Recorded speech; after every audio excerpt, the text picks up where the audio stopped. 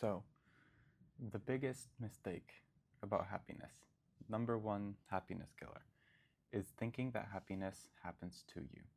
You stumble upon it because you're either hanging out with your friends, so you're happy, or your DoorDash order came in early, so you're happy, or you went to an event and everything went well and you had a great time, so you're happy. That's not how it works. Your emotions are part of who you are. Your emotions are your energy in motion. So, why would you give up the choice? Why would you give up the control? You're not going to wake up and go do something necessarily just because. It would be more conducive for all of your goals and for your emotions if you choose what to do. So, stop stumbling into happiness whenever something happens to you and start choosing happiness. You can choose to be angry, you can choose to be sad, you can choose to be depressed, you can choose to be elated, you can choose to be happy. It's all a choice. And it doesn't have to be 100% happy all the time. As long as you're a little above or at baseline happy, that's enough. You don't need to be grinning ear to ear all day because it's unrealistic. It's unnecessary. It'll come off weird to others. It'll feel weird to you. Not for some people. Some people really are jolly good fellows. But it's a choice. It's something you can control. And here's how you do it. So, you have conducive actions and you have non-conducive actions. Here's another huge part of the puzzle. You cannot be emotionally attached or emotionally dependent on the outcome of these actions. What do I mean by this? Why wouldn't you look forward to something? I'm not saying don't look forward to it. I'm saying you cannot be dependent on that thing becoming true, because then you are once again giving up the choice of your emotional state. So let's use a six-pack example. When you go to the gym and you do ab crunches, or when you stop ordering McDonald's on DoorDash, or when you start eating more protein and less carbs, in your mind, the reason you are doing that is so you can attain the result of the six-pack. That is not correct. What you need to do to be happy at all times is to change the purpose of the action from the result to your values. You're no longer going to stop eating DoorDash because you want a six-pack. You're going to stop eating DoorDash because of who you are. You're not a person who orders DoorDash. You're not a person who eats junk food. You're a person who has a six-pack. Even if you don't have it, it can be part of your beliefs. It can be part of your values. And it's something that can manifest over time as you do the correct things over and over again.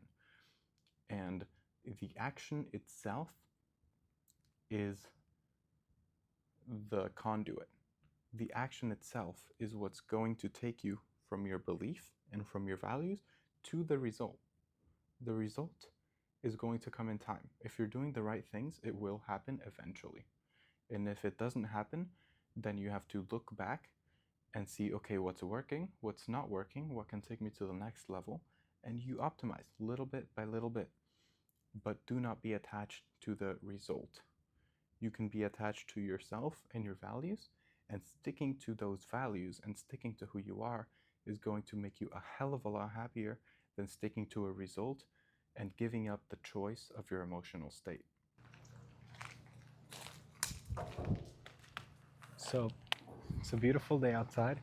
Don't click off. I have 3 more big points for you, but I wanted to let you know that if you want all of the knowledge and all of the wisdom I've acquired in the last 3 years, almost 4 now, of doing self-improvement consistently and very seriously, analyzing my emotional and mental and physical states over time, and you want it all condensed in one place, ready for you, then click the link in the description. There's going to be a school course. If you're watching this video when I released it, it's not currently done. I am in the process of making it. However, there's going to be a sale. You're going to pay half the price and you're going to get to see the modules as they come out. And you can even request me anything. If you'd like me to talk about any certain struggles that you're having, I will have at the end a little Q&A module of all of the things that the early joiners asked me for. So click the link if you want it. If you're enjoying this video, leave a like, regular YouTube stuff, and let's get back to the video. Now that you know about conducive actions and non-conducive actions, you know now how to optimize for conducive and inconducive. But here's something that'll help you a lot. When you're locked into something, when you've been focusing on this thing for a long time, it becomes almost everything your mind can think about. It becomes the lens through which you see the world. And while that can be incredibly useful for that one thing, it's not going to make it easier for you to level up. What do I mean by this? When you're in a staircase, you need to see the next step. If you're currently looking down at the step you're in, and that's all that is taking up your mind, you're never going to be able to advance. So step outside. Both literally, I'm here in the backyard. It's a beautiful day outside. Super sunny, so I had to step into the shade. And mentally, you want to be able to step out of that lens and start looking at things broadly. So, for example, let's say you've been going to the gym and you're thinking about, oh, calories in, calories out, grams of protein, this and that. And someone's inviting you out to dinner. And then you go, okay, well, I want to go out to dinner, but I don't know how I'm going to put this into my FitnessPal. I don't know how many grams of fat this has. I don't know how many grams of carbs. I don't know if I'm going to hit my protein goal. You have to step outside. You're going to go, okay, I'm going to the gym. I'm doing this workout and that workout. I'm looking at myself in the mirror. It's working out. I'm getting more confident. Is tracking calories even the best thing for me? Am I doing the correct thing? For some people, they've tried not tracking calories, and yes, tracking calories works, and you have to be super strict with your diet, and that's okay. So for other people, and myself included, will realize that tracking calories is not really even worth it. If you eat the right foods to satiety, you're going to be in shape all year round and not really even have to worry about it. So instead of saying, okay, well, hey man, I can't go to the dinner because I don't know how many calories are going to be on the plates, you can just say, yeah, do they serve steak? Or like, yeah, do they have like chicken Alfredo, hit my carbs and my proteins?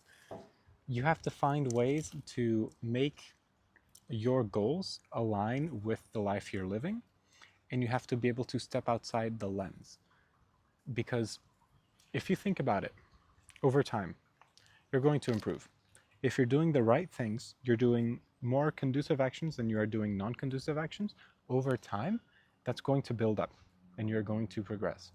If you're only looking at your conducive actions, you're never going to allow your mind the time and the space it needs to be able to project the path forward. This is what I mean by step outside. When you choose happiness, it becomes a part of your values. It becomes a part of your core beliefs, and it becomes a part of who you are. For you to have happiness as one of your values, you're going to have to go out of your way to bring it back into your way. What do I mean by this? So you're going to have to do small things over time, every day, that bring you happiness. Maybe say they're not necessarily optimal for any of your other core beliefs. So for example, I eat carnivore. All I eat is steak, eggs, and butter. But I will go out and have 1 or 2 little cubes of either white or really dark chocolate every day because it's something I love. It doesn't necessarily affect my diet, and it makes it that much easier for me to stick with it. I'm going out of my way to put it in my way. Now, what that also does is that when you're in your way and something unexpected happens that is very close to kicking you out of your beliefs, it is much easier to stick to them because you end up having more willpower and you end up having more baseline fluidity. You end up having more baseline happiness.